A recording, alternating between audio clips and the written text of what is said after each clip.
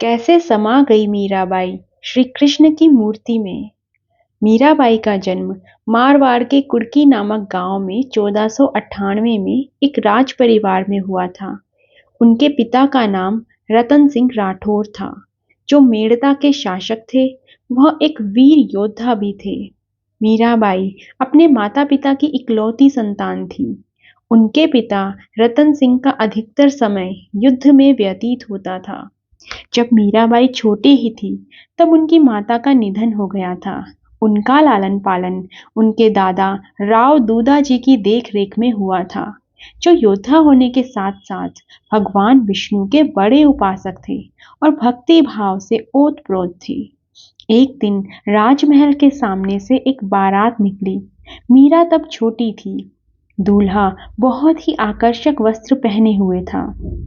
मीरा ने उसे देखा तो आकर्षित हो गई और अपने दादाजी से कहा, मुझे भी ऐसा एक दूल्हा ला दीजिए, मैं उसके साथ खेलूंगी। मगर बालिका मीरा को दूल्हे के बारे में कुछ पता नहीं था। मीरा के दादाजी ने श्री कृष्ण की एक मूर्ति मीरा को देते हुए कहा, देखो, यही तुम्हारा दूल्हा है, इसकी अच्छी तरह से देखभाल करना। अब मीरा को जो चाहिए था उसे वह मिल गया।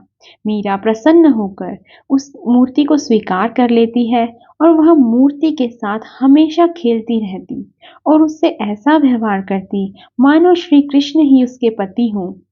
मीराबाई के दादाजी साधु संतों का बहुत सम्मान करते थे। उनके महल में हमेशा कोई साधु संत या कोई अतिथि आता रहता था। एक बार रैदास नामक एक सन्यासी महल में आया। रैदास संत रामानंद के शिष्यों में से प्रमुख थे, जिन्होंने उत्तर भारत में वैष्णव संप्रदाय का प्रचार किया था। उनके पास श्री कृष्ण की एक सुंदर मूर्ति थी। वह उस मूर्ति की स्वयं पूजा करते थे। मीराबाई ने उस मूर्ति को देख लिया और उनसे वो मूर्ति मांगने लगी। सन्यासी कुछ देर पश्चात महल से चले गए, मगर मीरा उस मूर्ति के लिए हठ करती रही, यहाँ तक कि उसने उस मूर्ति को पाने के लिए भोजन करना तक छोड़ दिया था। किंतु अगले दिन सुबह रैदास वापस राजमहल में लौट आए और उन्होंने श्री कृष्ण की मूर्ति मीरा को दे दी। रैदास ने कहा, पिछली रात श्री कृष्ण मेरे सपने में आए और कहने लगे, मेरी परम भक्त मेरे लिए रो रही है, जाओ उसे यह मूर्ति दे दो। यह मेरा कर्तव्य है कि मैं अपने स्वामी की आज्ञा का पालन करूं, इसलिए मैं यह मूर्ति मीरा को देने आया हूं। मीरा एक बहुत बड़ी कृष्ण भक्त है। कुछ विद्वानों का मत है कि यह कहानी केवल कल्पना नहीं, अपितु सत्य घटना है। मीरा ने स्वयं अपने गीतों में कहा है, मेरा ध्यान हरि की ओर है और मैं हरि के साथ एक रूप हो गई हूँ। मैं अपना मार्ग स्पष्ट देख रही हूँ। मेरे गुरु रैदास ने मुझे गुरु मंत्र दिया है। हरि नाम ने मेरे हृदय में बहुत गहराई तक अपना स्थान जमा लिया है। मीराबाई अपने दादाजी की देखरेख में पली बढ़ी थी। सामान्य शिक्षा के साथ साथ मीरा को संगीत और नृत्य की शिक्षा भी मिली। मीरा इन कलाओं में निपुण थी। मीराबाई का विवाह सन 1516 में सामाजिक रीति रिवाज के अनुसार बसंत पंचमी के दिन सिसोदिया वंश के प्रसिद्ध राजा राणा सांगा के पुत्र भोजराज के साथ हुआ था। श्री कृष्ण की प्रतिमा को वो अपने साथ ससुराल ले गई। मीराबाई बचपन से ही श्री कृष्ण की पूजा करती थी। उसके मायके में किसी भी व्यक्ति ने उसकी राह में विघ्न नहीं डाला था, परंतु उसके ससुराल वाले मीराबाई के इस कृष्ण भक्ति से रुष्ट होने लगे थे। वे कृष्ण भक्ति के विरोधी हो गए, पर इसका कोई असर मीरा पर नहीं हुआ। मीराबाई के ससुराल में कई शूरवीर योद्धा हुए। भोजराज भी बहुत शूरवीर थे। प्राचीन काल से ही उसके परिवार के लोग शक्ति की देवी दुर्गा, काली, चामुंडी की पूजा करते थे। वे विष्णु की पूजा नहीं करते थे। मीरा बचपन से यह विश्वास करती थी कि गिरधर गोपाल ही उसका स्वामी है, किंतु अपने दाम्पत्य जीवन में उसने कभी भी अपने पति की अपेक्षा नहीं की। एक आदर्श पत्नी की तरह उसने अपने पति को संपूर्ण स्नेह और प्रेम दिया। वह कृष्ण के प्रति पूर्ण रूप से समर्पित थी। वह उसके लिए मधुर कंठ से नाचती और गाती थी। चित्तौड़ राजघराने की प्रतिष्ठा बहुत ऊंची थी। ऐसे परिवार के लिए यह कितनी अपमानजनक बात थी कि एक राजकुमार की पत्नी साधु संतों के साथ नाचती और गाती है। इतना ही नहीं, माँ काली की पूजा न करके उसने अपने ससुराल की परंपरा की अवहेलना कर उनका अपमान किया था। परंतु भोजराज मीराबाई से अत्यधिक प्रेम करते थे, इसलिए उसके विरुद्ध कुछ कहने का साहस नहीं था। आखिर में भोजराज ने केवल मीरा के उपयोग के लिए राजमहल के पास ही एक मंदिर बनवा दिया था। युद्ध में घायल होने के कारण 1521 में भोजराज की मृत्यु हो गई। मीरा तब मात्र 18 वर्ष की थी। पति की मृत्यु के बाद उसकी सास और ननद ने उसे बलपूर्वक विधवा वेश पहना दिया। पति की मृत्यु के बाद मीरा का देखभाल करने वाला कोई नहीं बचा था।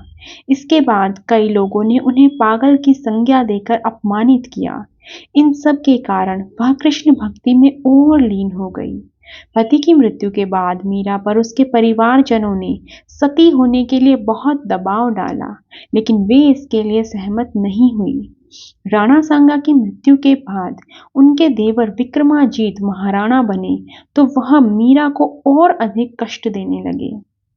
एक बार विक्रमाजीत ने अपनी बहन उदाबाई की सलाह पर मीरा के पास विष से भरा प्याला भिजवाया। मीरा उसे प्रभु का प्रसाद समझकर पी गई, मगर उस विष का कुछ भी असर मीरा पर नहीं हुआ। फिर राणा ने मीरा के पास एक भयंकर विषधर सांप सुंदर फूलों की पिटारी में भेजा। मीराबाई पूजा में व्यस्त थी। उसने अपना हाथ टोकरी में डाला और कुछ फूल निकाले। वह फूल शालीग्राम के रूप में बदल जाता है। मीरा ने उसे अपने हाथों में लिया तो वह एक सुंदर फूल माला में बदल गया। एक बार मीराबाई पर तलवार से प्रहार किया गया, लेकिन उसका भी मीराबाई पर कोई प्रभाव नहीं पड़ा। राणा ने मीरा के लिए नुकीले कीलों की शैया बनवाई, परंतु वह कीले शरीर में चुभने की बजाय फूल बन गई।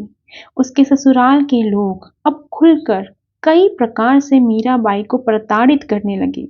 उस पर आरोप लगाने लगे कि मीरा ने कुल की मर्यादा को धूल में मिला दिया है।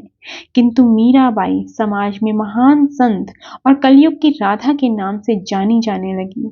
समाज के लोग कहते थे कि उसे देखना और चरण स्पर्श करना बड़े सौभाग्य की बात है। वे उसे ईश्वर का स्वरूप मानने लगे थे। राणा ने कभी मीराबाई को प्रत्यक्ष रूप से मारने का साहस नहीं किया। उसे भय था कि स्त्री को मारने से पाप लगता है। जब मीराबाई को मारने में राणा असफल रहे, तब उन्होंने मीरा को अपशब्द कहे और कहा, यह नीच महिला स्वयं डूबकर क्यों नहीं मर जाती। जब मीराबाई को राणा के नियत के बारे में पता चला, तो वह स्वयं सोचने लगी कि यदि वह डूबकर मर जाए तो उसके ससुराल वालों को बहुत शांति मिलेगी और वह भी भगवान श्री कृष्ण से हमेशा के लिए मिल जाएगी।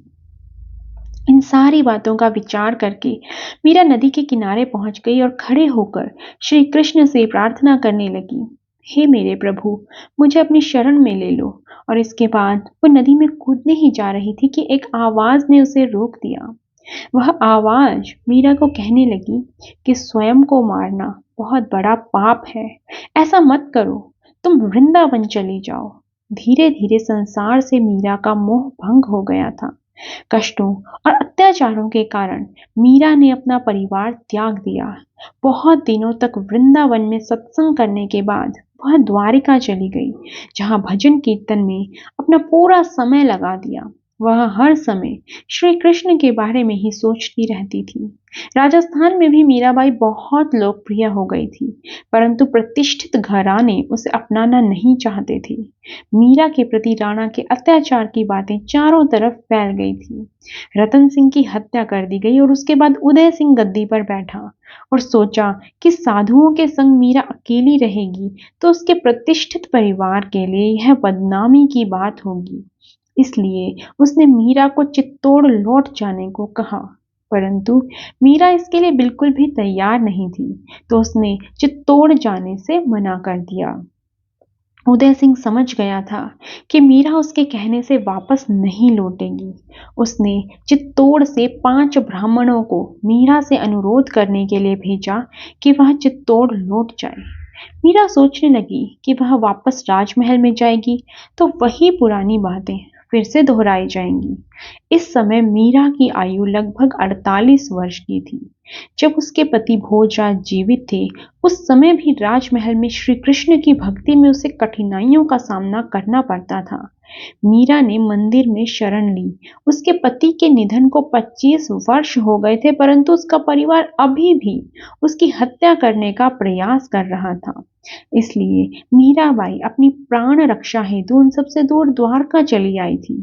उसने यह संकल्प कर लिया था कि वह केवल श्री कृष्ण से ही संबंध रखेगी और किसी से नहीं रखेगी। ब्राह्मणों ने मीराबाई को समझाने का बहुत प्रयास किया, मगर मीराबाई उनके साथ चलने के लिए तैयार नहीं हुई। मीरा का तो एक ही उत्तर था, मैं नहीं जाऊंगी। तब उन ब्राह्मणों ने कहा, यदि आप हमारे साथ नहीं चलेंगी तो हम यहीं पर अन्न जल छोड़कर अपने प्राण त्याग देंगे। ब्राह्मणों की बात सुनकर मीरा बड़ी विचित्र स्थिति में फंस गई। वह नहीं चाहती थी कि इन ब्राह्मणों की मृत्यु मेरे कारण हो। कुछ सोचकर मीरा ने ब्राह्मणों से कहा कि आप लोग रात भर मंदिर में ही ठहर जाएं, और अगले दिन चित्तौड़ चलने के लिए वह राजी हो गई। ब्राह्मणों को यह जानकर बड़ी प्रसन्नता हुई और वे मंदिर में ही ठहर गए। जब ब्राह्मण सुबह उठे तो मीरा वहां पर नहीं थी। उन्होंने मीराबाई को बहुत ढूंढा, पर कहीं उसका पता नहीं चला। मीरा तो नहीं मिली, किंतु उसके वस्त्र रणछोड़ जी के मंदिर के सामने पड़े मिले। उसके भक्तों ने यह निष्कर्ष निकाला कि शायद वह अपने प्रिय परमेश्वर गिरधर से जा मिली है और उनकी मूर्ति में समा गई हैं।